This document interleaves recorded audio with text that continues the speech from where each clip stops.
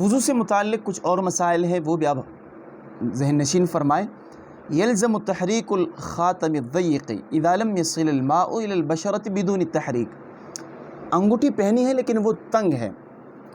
اگر اس کو ہلاتے نہیں ہیں تو یہی غالب گمان ہے کہ اندر پانی نہیں پہنچتا، تو ایسی صورت میں اس انگوٹھی کو، اس تنگ انگوٹھی کو ہلانا واجب اور ضروری ہے۔ اسی طرح کسی نے کوئی تنگ کنگن پہن لیا کسی عورت نے، تو اس کو بھی ہلانا ضروری اور لازم ہے تاکہ پانی اس جلد تک پہنچ سکے۔ آگے ہے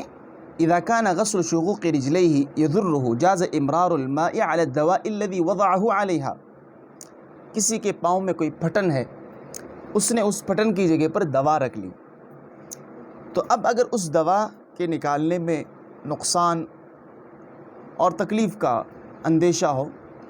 تو پھر ایسی صورت میں اس دوا کو آپ نے نکالا، اس پر پانی بہا دے۔ اگر پانی بہا دینے سے بھی نقصان ہوتا ہے تو پھر اس پر مسح کر لے، اور اگر مسح سے بھی نقصان ہوتا ہے تو پھر اس کو یوں ہی چھوڑ دے، وضو ہو جائے گا۔ آگے ہی اذا مسح الرأس فی الوضوء ثم حلقہ لا يعید المسح، ایک آدمی نے وضو کر لیا، وضو کرنے کے بعد اس نے اپنا سر منڈوا لیا، حلق کروایا، تو اب اس پر دوبارہ وضو کرنا واجب نہیں ہے، ضروری نہیں ہے۔ آگے ہیں ثم اذا قلم الظفر او قص الشارب لا يعید الغسل، اسی طرح ایک آدمی ہے، اس نے وضو کر لیا، وضو کرنے کے بعد اس نے ناخن کاٹ لیے،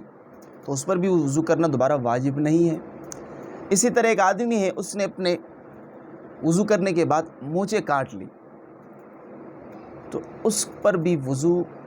واجب نہیں ہے۔ اللہ تعالیٰ ہمیں شریعت کے مسائل سمجھنے کی توفیق عطا فرمائے۔